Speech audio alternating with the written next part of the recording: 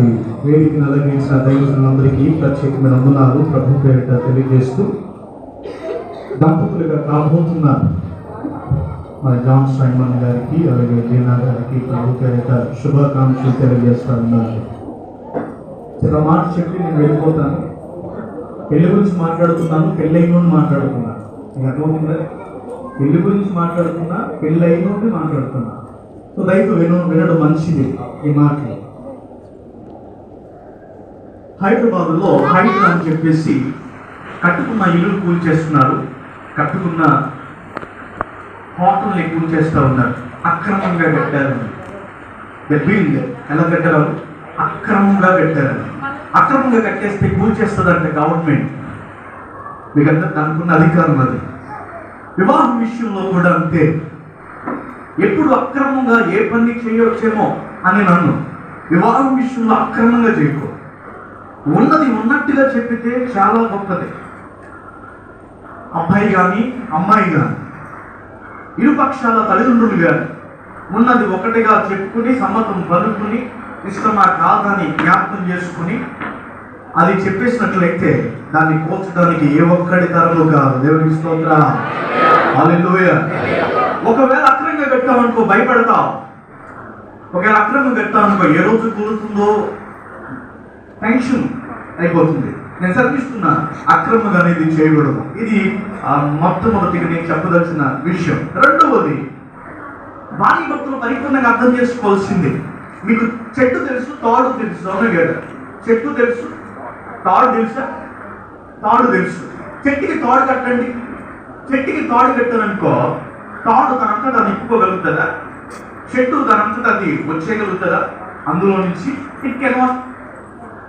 అది పాసిబుల్ కాదు. అది అవ్వదు. మరి చెట్టు నుంచి తోడ తగ్గాలంటే ఎవడో చెప్పాలి. అట్లనే చెట్టు తోడ నుంచి బయటికి రావాలంటే దాన్ని ఎవడో నరకాలి. అంటే ఈ ఇద్దరిని వేరు చేయడానికి ఒకడు ప్రయత్నం చేస్తే నవ్వుతుంది, లేకపోతే అవ్వదు. భార్య భర్తల బంధం కూడా అంతే. భార్య భర్తకి కట్టబడిన ఒక తాడు అంట, భర్త ఒక చెట్టు అంట. భర్త ఒక చెట్టు, భార్య ఒక తాడు.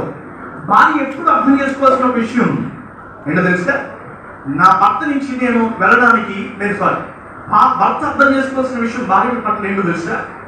నా భార్య ఎప్పుడు నా నుంచి బయటకు పోదో, ఎప్పుడు పోదో నేనంటే ఆమెకి ఇష్టం, నేనంటే ఆమెకి ఇష్టం. నాకు అంటు కట్టబడిపోయి ఉంటుంది. అట్లా నాకు కట్టబడిపోయి ఉంటుంది అంతే. అట్లా ఒకవేళ నా భార్య నేను కాదనుకుని, అంటే నా భార్య నా నుంచి దూరం అవుతుందంటే you have to think one. ఒకటి ఆలోచించదు తెలుసా? ఏదో జరుగుతుంది. కొత్త ఏదో పండుతున్నాడు పన్నాడు, ఎవడో విప్పుతున్నాడు దాన్ని. ఏ ముసలమ్మో, ఏ అక్కమ్మో, ఏ చెక్కమ్మో మొత్తానికి చెట్టును నా తాడుని తీసేసి ఇరుగురిని వేరు చేయాలని చూస్తాడు. కాబట్టి భర్త ఎప్పుడు అర్థం చేసుకోవాల్సింది ఏంటో తెలుసా? నా నుంచి నా భార్య వెళుతుందనంటే ఆమె తప్పు కాదు, మరొకరి తప్పు అని గమనించాలి. ఎవరు ఆమెను ప్రభావితం చేస్తున్నారని గమనించాలి. తద్వారా నువ్వు చేయవలసిన పని ఏంటో తెలుసా? ప్రార్థించాలి. ఎందుకు తెలుసా? ఆ కట్టు విప్పుతున్న వ్యక్తి ఎవడైతే ఉన్నాడో వాడు విప్పకుండా ఉండను గాక. అట్లా ఉండాలి. సో భర్త అర్థం చేసుకోవాల్సిన, నా భార్య నన్ను విడిచి వెళ్ళు, ఆమెకి నేనంటే ఇష్టం పిచ్చ. కాబట్టి ఒకడు పోతుందనంటే ఏదో ఒకటి జరిగింది. కాబట్టి అర్జెంట్ మీరు చేయవలసింది భార్యను దుప్పట్టడం కలగడ, భార్యను నిందించడం కలగడ, భార్య ఏదేదో మాటలు చెప్పి గాయపరచడం కలగడ. నువ్వు చేయవలసింది ఒకటే, సంథింగ్ విల్ హ్యాపీ, ఏదో జరుగుతుందని చెప్పి నువ్వు అర్థం చేసుకోవాలి. అలాగే భార్య కూడా అర్థం చేసుకో. భర్త ఏంటో తెలుసా? కట్టబడ్డాను నేను చెట్టుకి, సో నా భర్త ఎక్కడికి నా నుంచి కూడా దూరం కాడు, ఎక్కడికి పోడో నేనంటే అతనికి ఇష్టం అనే మాట తప్పనిసరిగా భార్య కూడా చెప్పుకుంటూ ఉండాలి. సో వీళ్ళిద్దరి మధ్య దూరం కావాలంటే మూడో వాడు దూరతోనే దూరం అవుతారు, కానీ మరొకరు ఎవరు కూడా అవును. ఒక విషయం జ్ఞాపకం చేస్తారు. అగస్టిన్ అనే ఒక ఆయన ఉన్నాడు. ఆయన సెలవిచ్చాడు, వివాహం అనేది రెండు ఆత్మల యొక్క కలయిక అన్నాడు. ఏమన్నాడు? వివాహం అనేది రెండు ఆత్మల కలయిక. అంటే ఆత్మ మరొక ఆత్మను ఇష్టపడుతుంది, ఆత్మ మరొక ఆత్మను ఇష్టపడుతుంది. శరీర కలయిక వివాహానికి ఎంత ప్రాముఖ్యం, ఆత్మ కలయిక ఎంత ప్రాముఖ్యం. These two things are very important in our marriage life. మన వివాహ దాంపత్య జీవితంలో ఈ రెండు విషయాలు కూడా చాలా ప్రాముఖ్యమైనది. ఆత్మ కలయిక ఎంత, అలాగే శరీర కలయిక ఎంత. నేను అంటాను, ఇక్కడ కూర్చున్న వాళ్ళు చాలా మంది భార్యలు ఉన్నారు, ఇక్కడ కూర్చున్న చాలా మంది భర్తలు ఉన్నారు. ఆత్మ కలయిక 100% ఉందా? శరీర కలయిక 100% ఉందా? శరీర కలయిక 90% ఉండి ఆత్మ కలయిక 100% ఉంటే, లేకపోతే శరీర కలయిక 10% ఉండి ఆత్మ కలయిక 100% ఉంటే, లేకపోతే ఆత్మ కలయిక 10% ఉండి శరీర కలయిక 100% ఉంటే చాలా డేంజర్. మనం చాలా డేంజర్లో ఉన్నట్టే. భక్తులు జ్ఞాపకం చేసుకోండి, భార్యలు జ్ఞాపకం చేసుకోండి. ఆత్మ కలయిక 100% ఉండాల్సిందే ప్రతి నిమిషం కూడా. దేవుని స్తోత్రం. ఆత్మ కలయిక లేని పక్షాన శరీర కలయిక ఉన్నట్లయితే, ఆత్మ కలయిక లేని పక్షాన శరీర కలయిక 100% ఉన్నట్లయితే యు ఆర్ డేంజర్. నీ మ్యారేజ్ లైఫ్ లో పడిపోతున్నావు. నీ మ్యారేజ్ కూలిపోతా ఉంది.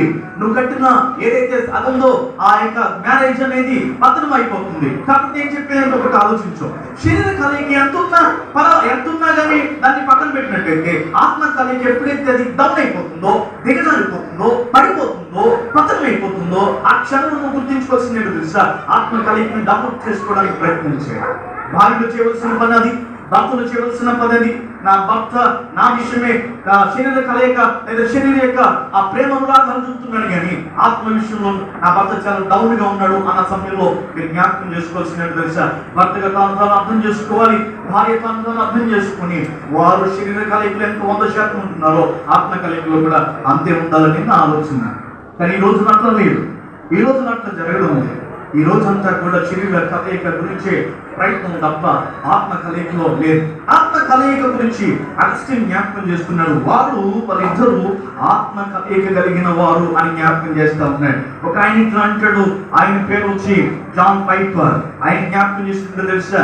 క్రీస్తు చర్చిని ప్రేమించినట్లే భర్త తన భార్యను ప్రేమించాలి అని అంటాడు. క్రీస్తుని ఏం చేయాలి? క్రీస్తు చర్చిని ప్రేమించినట్లు, సంఘాన్ని ప్రేమించినట్లు భర్త భార్యని ప్రేమిస్తూ ఉండాలంటాడు. ఆ ఫ్రాన్స్ షామ్ అనే ఆయన ఇట్లా అంటాడు, వివాహం అనేది త్రిమూర్తుల యొక్క అందమైన చిత్రం అంట. ఏంటంటే వివాహం అనేది త్రిమూర్తుల యొక్క అందమైన చిత్రం. భార్య, భర్త, దేవుడు.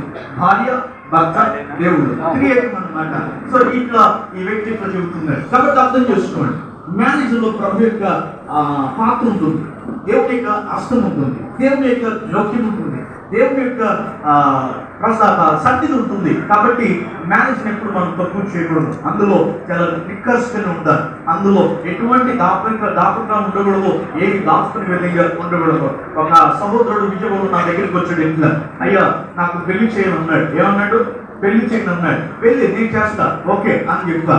పెళ్లి చేయాలంటే సాధారణంగా మనం చూడవలసిన పాలసీ ఏంటంటే దాపరేఖలు ఉండకూడదు, నిజమే చెప్పేయాలి. ఎందులో ఏమనకూడదు, దాయకూడదు. నేను అన్నాను, బాబు నీకు పెళ్ళైంది కదా, మళ్ళీ రెండో పెళ్లి చేయమంటున్నావు ఏంటి అన్నా. నీకు ఆల్రెడీ ఏమైంది? పెళ్ళైంది కదా, రెండో పెళ్లి చేయమంటున్నావు ఏంటంటే విడాకులు అయిపోయింది సార్ అన్నాడు. విడాకులు అవ్వలేదు కానీ పెళ్లి చేయమంటున్నాడు. విడాకులు అవ్వకుండా పెళ్లి చేయడం జ్ఞానం. కాబట్టి ఆ వ్యక్తితో నేను చెప్పి నేను తెలుసా, అరే అబ్బాయి నీకు విడాకులు అవ్వుతేనే పెళ్లి చేసుకోవాలి, విడాకులు అవ్వకుండా పెళ్లి చేసుకుంటే అది జ్ఞానం అవుతుంది, నువ్వు పో అని చెప్పేసి పక్కన పంపించేస్తాను. చర్చిలో కుర్రోడే అలా అమ్మ వచ్చింది, అలా నాన్న వచ్చాడు, ఆ చుట్టాలు అందరూ వచ్చారు. అయ్యగారు కళ్ళు మూసుకుని చేసింది అయ్యారు అంటుంది. కళ్ళు మూసుకుని చేసాడు. అయితే ప్రార్థన చేయమని నాకు కళ్ళు లేకుండా చేయండి. ఏమన్నా నాకు కళ్ళు లేకుండా ప్రార్థన చేయండి, నా కళ్ళు ఎప్పుడు పోతే అప్పుడు చేస్తున్నాను. వెంటనే మందిరం మానేసేవాళ్ళు, చర్చి నుంచి దూరం అయిపోయారు, చర్చికి రావడం లేదు. మా ఐదుగురు మా పెళ్లి చెడగొట్టేశారని చెప్పి నా మీద అంత మంటరా వేసేసారు. ఏం చెడగొట్టానంట? పెళ్లి చెడగొట్టేశానంట. అని ఉన్నది పలిక, ఆల్రెడీ పెళ్ళైంది, విడాకులు లేవని పలిక. ఉన్నది పలికితే పొరపాటు అయిపోయింది, ఉన్నది పలికితే పొరపాటు. నేను చిన్న మాట చెప్పేసి ముగించేస్తా ఉన్నా. దయతో మన జీవితంలో మన వివాహము ఒక పునాది మీద గట్టిగా ఉండాలంటే అది నీదే ఉండాలి. అక్రమంగా ఏది కూడా దాన్ని నువ్వు స్థాపించుకోకూడదు, నిర్మించుకోకూడదు, దాన్ని నువ్వు ఉన్నతంగా దాన్ని నువ్వు కట్టుకోకూడదు. అది ఎప్పటికప్పుడు కూలిపోయే పరిస్థితి ఉంటుంది.